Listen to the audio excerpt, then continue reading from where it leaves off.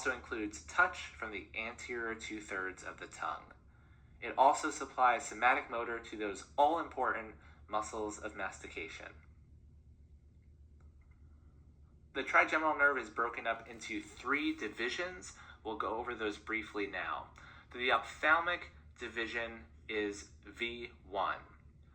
Here are some of the branches it has. The frontal nerve supplies the forehead, and I remember F and F. This one further breaks down to the supraorbital above the eye and supratrochlear, which innervates the skin above the medial canthus. Again, remember trochlea is that ligamentous sling of tissue located on the medial orbit that the superior oblique muscle hooks around. So this nerve passes near the trochlea, which feeds the medial corner of the eye. So that's how I remember the trochlear and medial connection. The lacrimal nerve innervates the skin above the lateral canthus. That's where that lacrimal gland is located on the superior lateral portion of the eye. That's how I remember that. You can also remember L and L. And the nasociliary nerve supplies the nose as well as the eye. Long ciliary goes to the eye, posterior ethmoid, anterior ethmoid, which innervates the external nasal region, and the infratrochlear goes to skin adjacent to the medial canthus. Same reasoning here, trochlear and medial line up together. The maxillary division is V2. This one enters the pterygopalatine fossa via the foramen rotundum that we talked about in our fossa video, and its branches exit this fossa by several different routes. You can go back to our fossa video. Make sure you watch that one if you haven't already.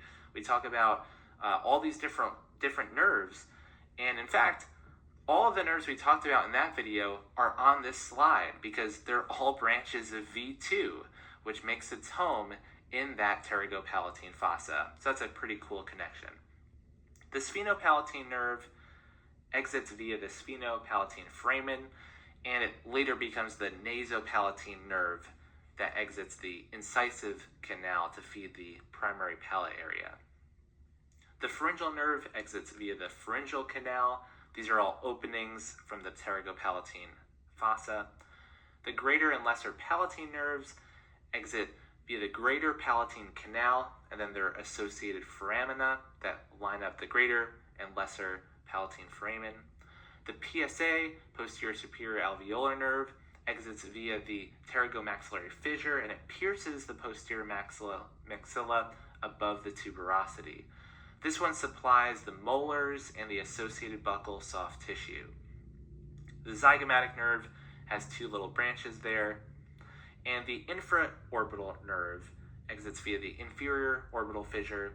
The zygomatic nerve also exits via that same opening, and this one branches off into the middle and the anterior superior alveolar nerves. So the middle supplies the premolars and oftentimes the mesial buccal aspect of the first molar and the associated buccal soft tissue. The anterior one supplies the anterior teeth on one side of the mouth and the associated labial soft tissue. Finally, we have the mandibular division, V3. This one's the one that's supplying all those muscles of mastication that we talk so much about.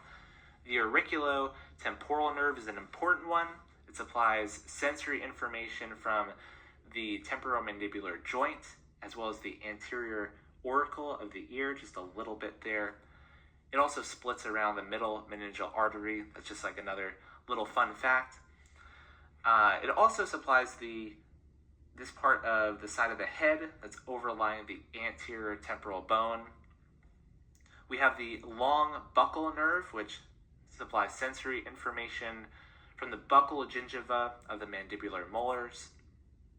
The lingual nerve of V3 is that one responsible for sensory information from the anterior 2/3 of the tongue, as well as floor of the mouth and lingual gingiva. This one is joined by the chorda tympani of cranial nerve 7 for special sensation of the same region of the tongue. We'll talk about that when we get to the facial nerve. The inferior alveolar nerve is a really, really important nerve. It Also passes between the ramus of the mandible and the sphenomandibular ligament in the pterygomandibular space, and it's supplying sensory information from all the mandibular teeth. It has a bunch of branches. The mental branch exits down here via the mental foramen, and it supplies facial gingiva of the anterior teeth, lower lip, and the chin. The incisive branch continues within that mandibular canal, so it doesn't exit, and it supplies the anterior tooth pulps. The mylohyoid branch actually splits off before the IAN enters the mandibular frame, and it splits off in a lingual direction. It supplies motor information to the mylohyoid muscle, but it also may supply accessory sensory innervation to the mandibular molars. Oftentimes when you can't get somebody numb, sometimes if you give a local infiltration on the lingual surface, you can get that mylohyoid branch, which may be supplying some sensory information to those molars. And lastly, we have the medial pterygoid nerve. This supplies motor information to the medial pterygoid muscle, of course, but it also is responsible for supplying the two tensor muscles, tensor veli palatini and the tensor tympani.